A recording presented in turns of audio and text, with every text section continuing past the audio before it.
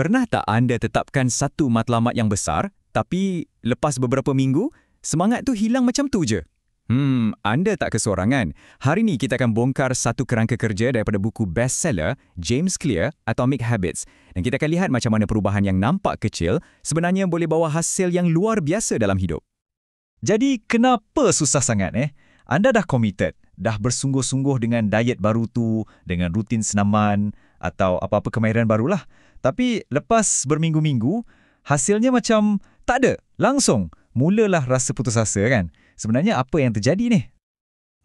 Inilah yang James Clear panggil lembah kekecewaan. Ia macam satu jurang antara apa yang kita harapkan dengan realiti sebenar. Cuba bayangkan macam ni, sebuah cube ais. Anda panaskan ia dari 25 darjah ke 31 darjah. Kalau tengok dari luar, nampak macam tak ada apa-apa yang berubah pun. Tapi sebenarnya tenaga tu tengah berkumpul.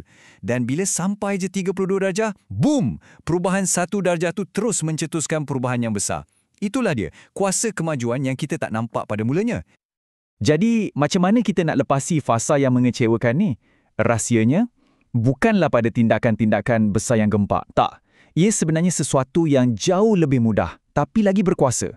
Sasarkan untuk jadi hanya 1% lebih baik setiap hari. Ya, 1% je. Mula-mula, peningkatan 1% ni macam tak ada apa-apa, tak nampak pembezanya.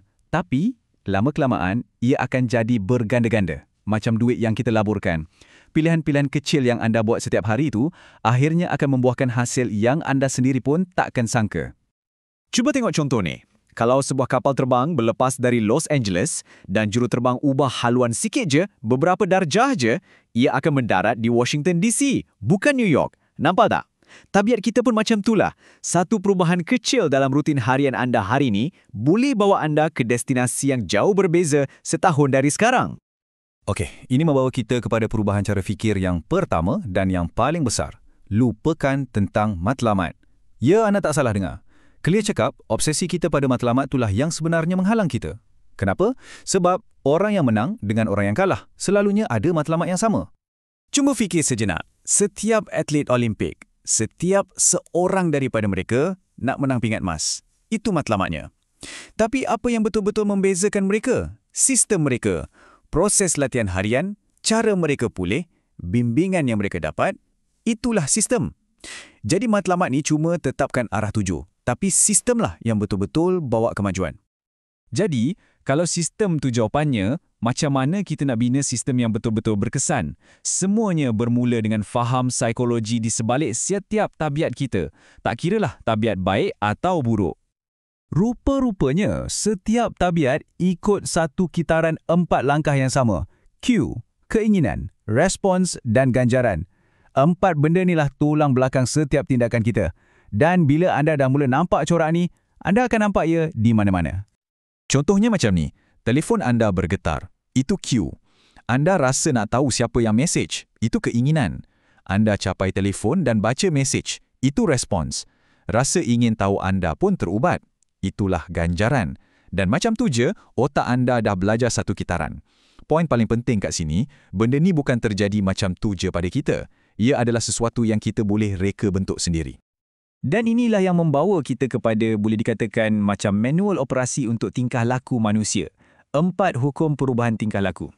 Anggap je 4 hukum ni macam Swiss yang anda boleh mainkan untuk jadikan tabiat baik itu sangat mudah dibuat dan tabiat buruk tu hampir mustahil untuk dibuat. 4 hukum ni senang je nak ingat. Pertama, jadikan ia jelas. Kedua, jadikan ia menarik. Ketiga, jadikan ia mudah. Dan yang keempat, jadikan ia memuaskan. Jom kita tengok satu persatu. Hukum pertama, jadikan ia jelas. Anda tahu tak, persekitaran kita ni sangat-sangat membentuk tingkah laku kita. Macam ni, dekat satu cafeteria hospital, jualan air mineral naik 25%. Hanya dengan letakkan botol air itu dalam setiap peti sejuk. Mereka tak suruh pun orang minum air lebih. Mereka cuma jadikan petunjuk atau cue tu sangat jelas sampai mustahil untuk diabaikan. Okey, hukum kedua, jadikan ia menarik. Kita ni kan makhluk sosial. Kita mudah terikut dengan orang di sekeliling kita. Jadi, kalau anda nak jadikan senaman tu satu tabiat, cuba cari gym yang mana orang-orangnya memang bersemangat.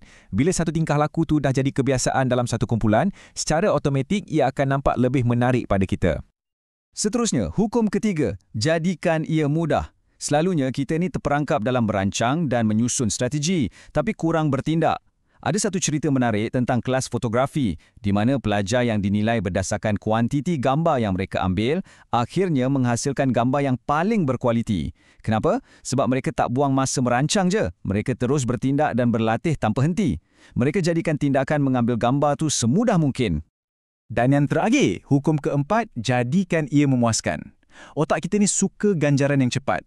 Ada seorang broker saham muda ni, setiap pagi dia akan sediakan 2 balang. Satu ada 120 klip kertas, satu lagi kosong. Lepas je setiap panggilan jualan, dia akan alihkan satu klip kertas. Nampak mudah kan? Tapi tindakan tu bagi satu kepuasan segera yang visual, yang mengukuhkan lagi tabiat dia untuk terus membuat panggilan. Tapi ada satu lagi idea yang paling berkuasa dalam keseluruhan buku ni. Keempat-empat hukum ni bukan setakat nak ubah apa yang anda buat. Ia sebenarnya tentang mengubah siapa diri anda. Cuba bayangkan, setiap tindakan yang anda ambil tu macam satu undi untuk personaliti yang anda idamkan. Matlamat sebenar bukan untuk habiskan baca satu buku, tapi untuk jadi seorang pembaca. Bukan untuk habiskan larian maraton, tapi untuk jadi seorang pelari. Nampak tak beza dia? Senang cerita, tabiat anda itulah bukti identiti anda. Setiap hari, melalui tindakan-tindakan kecil, anda sebenarnya tengah membina dan mengukuhkan siapa diri anda. Anda betul-betul menjadi apa yang anda selalu buat. Jadi, kerangka kerjanya mudah je, tapi sangat mendalam. Pertama, tentukan anda nak jadi orang yang macam mana. Kemudian, buktikan pada diri sendiri dengan kemenangan-kemenangan kecil. Setiap tindakan kecil tu akan mengukuhkan identiti baru anda, sikit demi sikit. Dan itulah dia, kuasa sebenar tabiat atomik. Perubahan yang nampak kecil tapi membawa hasil yang luar biasa.